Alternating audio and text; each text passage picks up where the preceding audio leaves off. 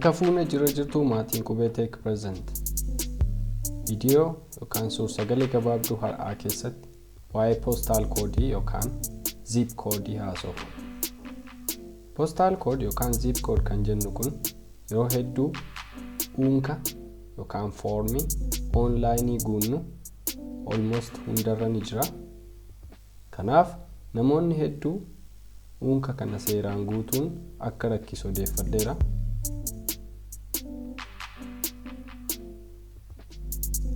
Hiika isaa fi akkaataa itti guutuu qabnu isin agarsiisuufan dhufe, kanaaf na waliin tura. Chaanaalii Qubee Tech presentiif haaraa yoo taatan subscribe gochuu maatii Qubeetti dabalama. Maatii yoo taatan ammoo like fi share gochuun video kan akka jaallattan nu agarsiisa. Egaa postal code yookaan zip code lakkoofsa yookaan koodii bakka yookaan iddooti. Warri bana poostaa ergaa yookaan xalayaa salphaatti erguu fi adda baafachuuf itti gargaaramu.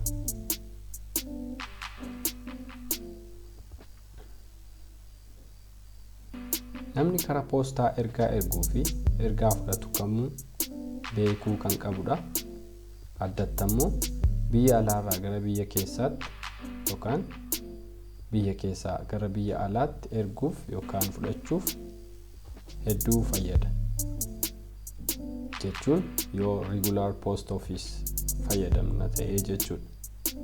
Meeshaalee erguudhaaf yookaan fudhachuudhaaf ammoo filannoolee garaagaraa ni jiru. Dhaabbatoonni carrier package delivery kan akka FedEx, DHL faa ni jiru. Optionally jechuudha. Postal code fi zip code garaagarummaan isaa waa salphaa maqaa mala. Zip code kan USA fi Philippines keessa qofaa itti fayyadamanidha. Postal code ammoo kanneen lamaanii ala Ethiopiyaa dabalatee biyyoonni addunyaa hin fayyadamu jechuudha postal code. Postal code yookaan post code odeeffannoo garaagaraa kan qoomsuuf itti fayyadamanidha. Fakkeenyaaf Google bakka nuti jiru mirkaneeffachuuf address verification code nuuf erguu ni danda'a.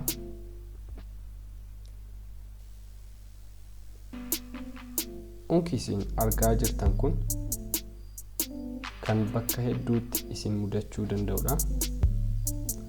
Fakkeenyaaf yeroo shipping address guuttanii, shipping address jechuun meeshaa tokko bittanii online haa ta'u yookaan namni isin ergee bakka jirtanii addressii keessan gaafa guuttanii jechuudha.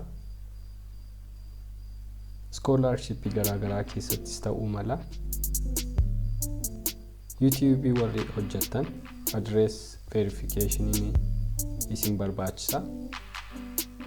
Unki kunniin foormii online kunniin bakka baay'eetti dhaabbataadha jechuudha.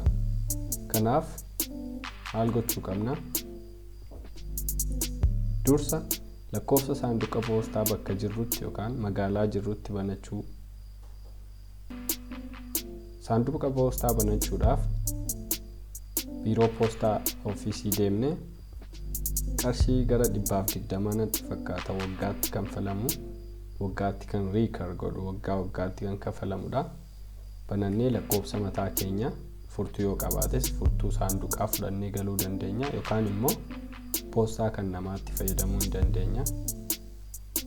Yookaan immoo poostaa magaalaatti fayyadamuu dandeenya. Waraqaa eenyummaa keenya agarsiisa. Poostaa achitti magaalaatti nu ergamu dhannee fudhachuu ni dandeenya. Akka fakkeenyaatti online yeroo unka guunnu addressii keenya maal akka fakkaatu haa ilaallu. Dhihoo kana Google ergaa karaa saanduqa poostaa kan koo verification code yookaan PIN naaf ergee ture. sababni ani video kana hojjechuu barbaadeefis namoonni akka koo baay'ee rakkachuu danda'u jedhee waanan odeeffadheefis waanan quba qabuu fi foormii kana sirriitti guutuu dhabuu wallaaluu koorraa kan ka'e baatii hedduu na dhamaasaa ture. Dhumarratti garuu erga sirriitti guuteeti magaalaa Harar ga'uudhaaf baatii tokkoof walakkaa booda address verification pin coding kuni kara poostaa naa ergame akkuma suura argaa jirtan kuni Google kara AdSense dhaabata Google tu AdSense account koti minimum address verification threshold gaafan qaqqabuudha naaf ergamee jira. Karaa kanadhaan YouTube ko verify goosifadhe video kana bal'inaan video kabraasiniif hojjechuu nan danda'a waa'ee monetization process kan YouTube aragalu postal coding kan Ethiopiyaa maal akka fakkaatu sini taasisuu dhufe. Postal code Ethiopiyaa lakkoofsa digitii 4 qaba. Digitii inni jalqabarra jiru regionii agarsiisa yookaan naannoo nuti jirru Oromiyaa yoo ta'e Oromiyaa. Digitiin inni taanmoo central office agarsiisa yookaan posta central office posta kan naannoo jechuudha. Digitii warri dhumaa 3 fi 4 faarra jiran immoo delivery office agarsiisu jechuudha. Bakka postaa saanduqni postaa keenya jiru jechuudha.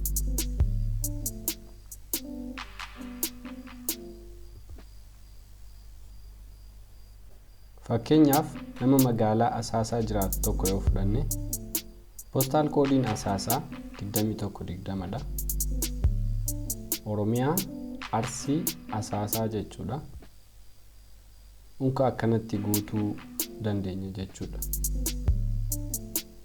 Namni ergamu kuni Abdii Mohammed yoo jenne lakkoofsa saanduqa postaa 789 yoo qabaate fakkeenyaaf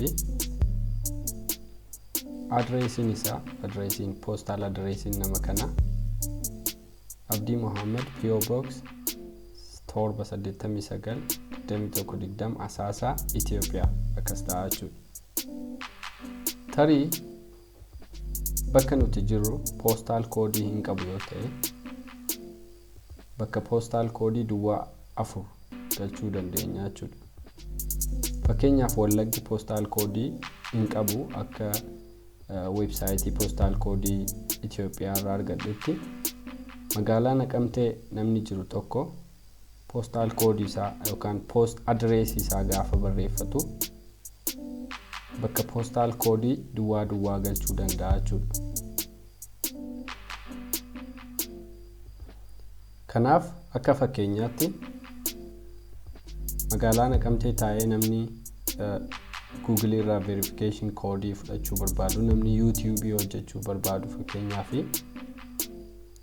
unka AdSense kana akka video suura argaa jirtan kanatti guutachuu danda'a jechuudha.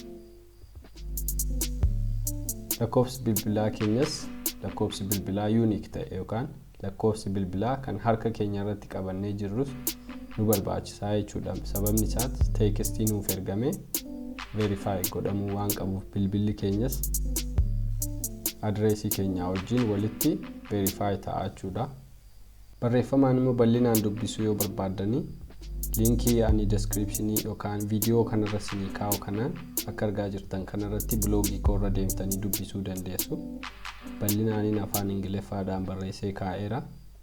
Yeroo barbaadanitti sa'aatii barbaadanitti hidhattanii bloogii kana Qubee tp.com seentanii achirraatii kana detailiidhaan argachuu dandeessu. Waan daawwattaniif galatooma.